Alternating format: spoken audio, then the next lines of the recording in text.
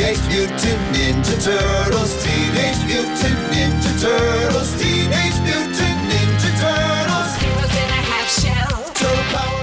Teenage Mutant Ninja Turtles is a great title for a pinball. It's got a lot of humor and it's got a lot of action. Everyone has some history with Teenage Mutant Ninja Turtles. I love Ninja Turtles. They're so cool, they're radical. Yeah. When the cartoon came out, I was shocked at just how much fun it was. I started to watch the cartoon and I got to a point where I was like looking forward to going home after work so I could binge watch the next 3 episodes. Cowabunga! That's a fact, Jack. Raphael is cool but rude. Give me a break. Michelangelo is a party dude. Teenage Mutant. You have much to learn about pinball. I grew up in this industry as a mechanical engineer, so I started out working with designers and making their stuff work. And then I became a designer, so I still get into a lot of the mechanics of the game. Looking at it when it's done is one thing, but actually sitting down and looking at your screen and laying out the line work and making this thing function and work, if somebody actually had to go through that process, it's harder than most people think. I wanted to do a 3 flipper game. I wanted to have some nice side shots to shoot at and combos. I just try to make it so that the novice player gets to see something cool and go, wow, that was neat, I want to make that happen again. But I want to make the game that's, that's really challenging for the hardcore players that are a lot better than I am at it. So this is the 5th game I did the lead engineer on, and I've done other projects. So now it's just kind of fun. I just get to play with the toys instead of like having to struggle through the designs to make them work. We have a glider mech. This is on the LE and Premium. It's servo driven, so you can divert the ball left, right, or block the ball's path in either way. The way Krang works is he jumps up and down. We put him in his mech suit with his legs, and so he kind of like talks. Goes, doo, doo, doo, doo, doo, doo. I am Krang, the all-powerful. And then he'll die eventually, like. And the other main toy is the turtle van. 3 balls are stored in here. There's a back entrance hole to it. And then when turtle multi-ball happens, the 4th ball goes in, and then the door opens, and then all 4 balls spill out, starting turtle power multi-ball. The turtle van is really cool. It's a big surprise the first time you see it. You shoot the ball up the ramp and all of a sudden the ball stops. It's like, where'd the ball go? Where'd the ball go? And then the van door opens up and they all come out. The pizza was also a lot of fun. The flipper on the left automatically goes up and diverts the balls off the flipper onto the disc. We can reverse it, so when the balls come to it, they spin, and say it spins clockwise. Then I stop it on a dime and rotate it the opposite direction. I just kind of stumbled across it one day. I was watching the balls go to the disc and fly off too soon. I just slowed it down with my finger. And then I watched the ball stop and I watched them circulate back the other way. And I'm like, that's really cool. We got to try to slow this thing down. This just in. There's a cat stuck in a tree. Please help. I started in 1989. From college, I went to work for Williams. I made pinball machines for 10 years at Williams. And I came to Stern. I love pinball. I've always loved pinball.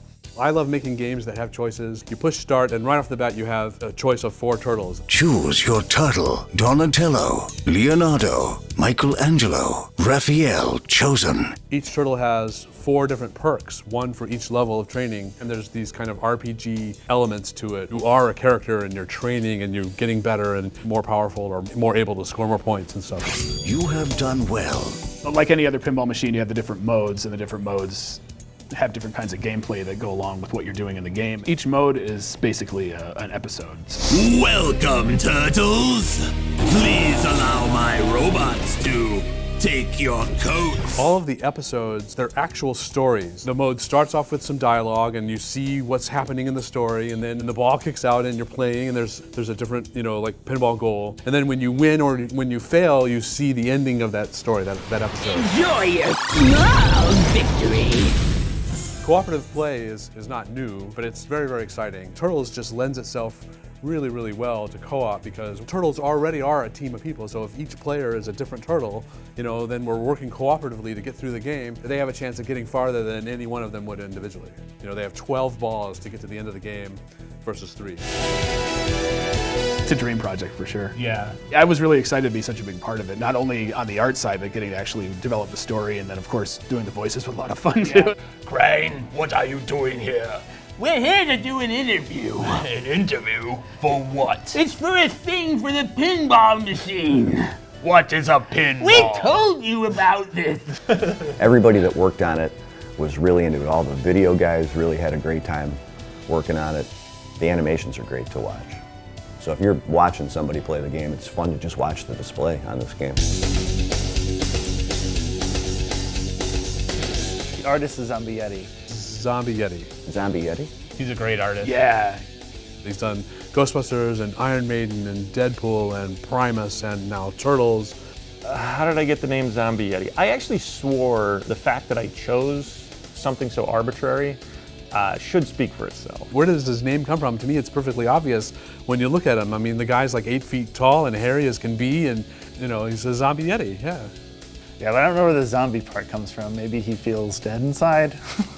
That's deep. Gosh, I don't know. It's cool.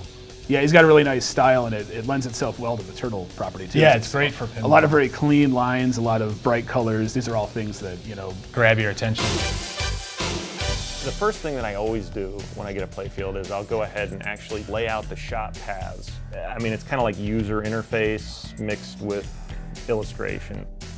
Basically, the gutter was me trying to pay tribute to the beginning of the television show, to have the actual baby turtles in here.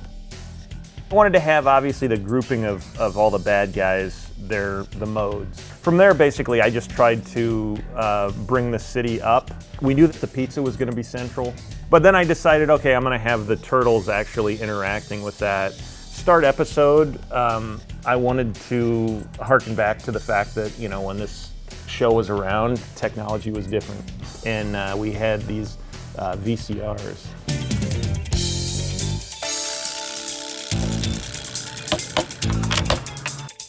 We were literally out on the line making the first set of pros for what we call our production validation, and then the quarantine hit and they shut everything down. It was kind of a torturous process because I was just ready to make this thing work and go and go.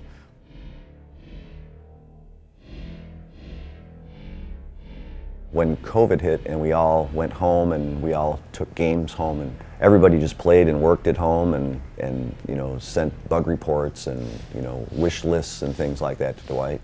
Like most of the work happens in the last 3 months of a game because that's where all of the choreography starts pouring in. It all happened like with Zoom meetings and Slack chat channel things and emails and stuff. Good morning, everybody. I took a shower and put on a shirt for this. Come on. I have several programmers and several artists. I tell them what we need and they go about making awesome art. He would email out, here's the latest code revision, go download it. We'd all have to update and make sure every game is up to date so that everything can be ready when we could start up again.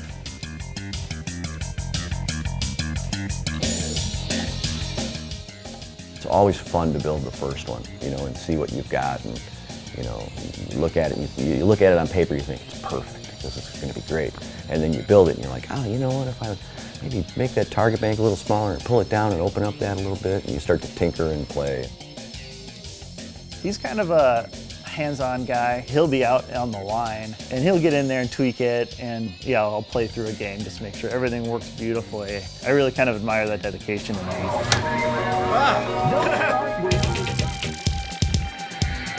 The whole game is just the artwork and the sounds and the speech and the software and the light shows and the layout. It's just it all just came together really, really nicely.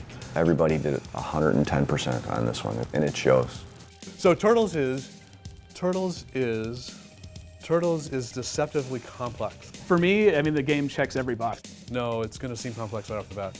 And it's the Turtles. I don't know if I mentioned that. It's the Turtles. You might have. You have everything that you've ever wanted in the Turtles. You've got the turtle van, you've got the glider, you've got Krang, and you've got all of the humor. Turtles is immersive. It's fun, it's silly, it's everything the show was, and it's, you know, here in pinball form, and we can play it. That cowabunga, dude. Teenage Mutant Ninja Turtles. Heroes in a half shell. Turtle power. The turtles are out there, and if we don't do this interview, they'll win. Those accursed turtles.